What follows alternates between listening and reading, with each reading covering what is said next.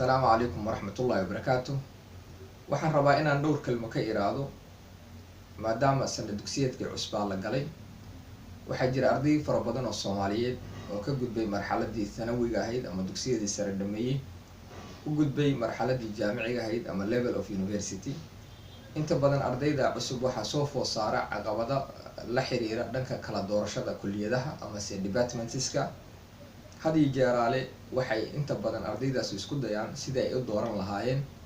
waxay la tashiyo inta badan la wadaagaan ama ugu tagaan ardayda kaga soo horeysay dhanka jaamacadaha. ardaydaas hadii jeeraale ardayda waxay siiyaan cusub afkaartooda oo tusaale ahaan 20 arday marka uu la kulmo ardayga cusubi 20 kaas kale oo jaamacadaha uga horeeyay waxay ku biirinayaan inta badan afkaartooda bay u badan yihiin ardayga siinayaan oo marka ay ugu doorayaan iyaga fikirkooda, taasoo marka qaarkood jahwareer keeni karaysa ardayga inuu la kulmo 20 fikradood oo qaar isdiidayaan qaar isyeelayaan.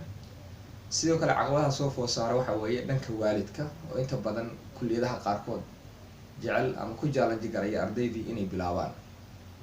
caqabadaha iyo caqabado kale oo soo waajihi kara ardayga ayaa inta badan ku keenta ardayda jahwareer. marka sidaas si looga gudbo waxaa muhiim ah in ardayga raaco cusub tallaabooyin aan isleeyahay waa macquul, walowba aysan badidood aysan sax wada noqon karin maadaama afkaar qaarkood anigu yeelan karo, laakiinse waxaa isleeyahay waa wax u dhow logiga oo ardaygu markaa ku dooran karaayo kulliyadihii markaa muhiimka ahaa. kow ardayga waxaa laga rabaa tallaabada koowaad inuu ahaado isagu is ahaado ee uusan ahaanin waxa ay dadka kale rabaan oo isagu doortaa waxa isaga u qalmi karaayo. labo ardaygu waa in uu ogaadaa inuu yahay qof academic ah 12 sano la diyaarinayay dhisan xaqna u leeyahay ka go'aan gaarida mustaqbalkiisa ee uusan cid kale u daba fadhiisan, inuu naftiisa tijaabiyo ayaa muhiim ah, iskuna kalsoonaado. qodobka saddexaad waxaa muhiim ah in waalidiintu ardayda ku ixtiraamaan fikirkooda mustaqbal aysan faragelin ku sameyn.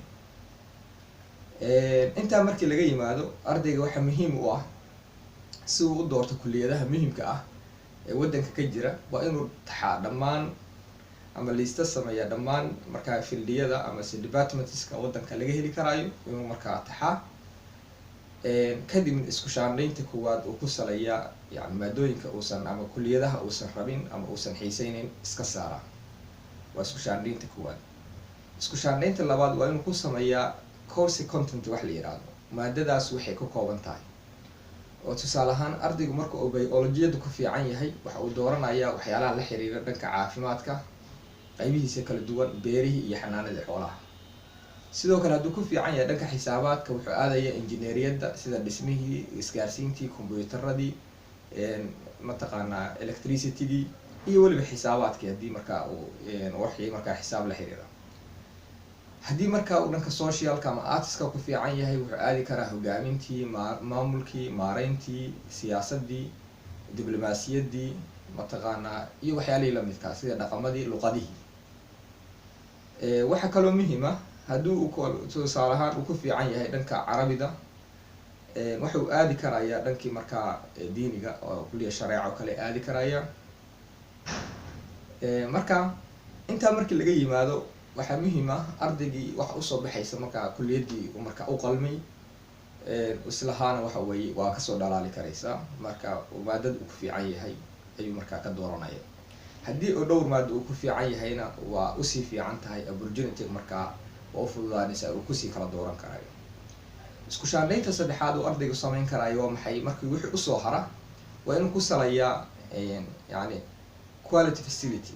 waddanka ma u diyaarsan yahay maadooyinkan aad dooratay dhammaan yani tashiilaadkiisi available ma laga wada heli karaa waddanka. marka haddii waddanka ama aqoontiisi ku yar tahay ama qalabkii loo baahnaa uusan macquul ahayn in la helo, ardayga waxa u habboon inuu markaa iska daayo. waxyaalo kale oo lagu kala dooran karo way jiraan sida sumcadda ay leedahay kulliyadaas. waxaa kaloo jiri karaya kala sarreynta inkastoo aynaan lahayn jaamacadaha yani tusaale ahaan departmentskii laysugu markaa qorista badnaa sanadkii tegay dadkii ugu badnaa galay helitaanka shaqooyinka jaanis ma ka banaanya, waxyaala noocaasa oo lagu doorto way yihiin, laakiinse waxa ugu muhiimsan marka course contentska iyo yacni quality facility.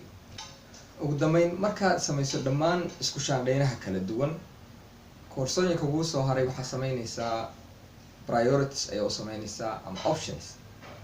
waxaa leedahay kala doorashooyin ama listada aad taxaysaa waxay noqonaysaa doorashada koowaad, labaad, saddexaad, afraad, sidaas ayaa u kala hormarinaysaa markaa kulliyadihii kuu soo haray. kadib waxaa ku saleynaysaa baahiyaha ka jira waddankeena oo kale. tusaale ahaan ardaygii dowladii kama kabto dhankii dhaqaalaha, therefore waa inuu ku xisaabtamaa economically ma ka bixi karaysaa kulliyadda tan aad bilowday. mararka qaarkood ardaydu waxay la kulmaan in dhaqaalo kala duwan loo ballan qaado meelo kala duwan, kadibna sanadka koowaad, labaad ay wax ka fuli waayaan, ardaygiina halkaa uu markaa koorsadii amase kulliyadda uu ku joojiyo. taasuna waa caqabad inta badan aynu aragno lasoo kalanno. markii laysku soo wada duubo, ardaygu marka kulliyad macquula oo saxa doorto, tusaale ahaan haddii kulliyadda ay bixiyaan dhowr jaamacadood oo kala duwan, way u fududaanaysaa marka in jaamacaddii markaa rabay uu doorto, isagoo ku saleynaya marka qaarkood goobta ay ku taalo ma u dhowdahay, ma ka fog tahay, tayada waxbarashada uu ku qiimeyn karaya, dhanka kharashaadka ama kostiga uu ku qiimeyn karaya, iyo waxyaalihii lamidka ah.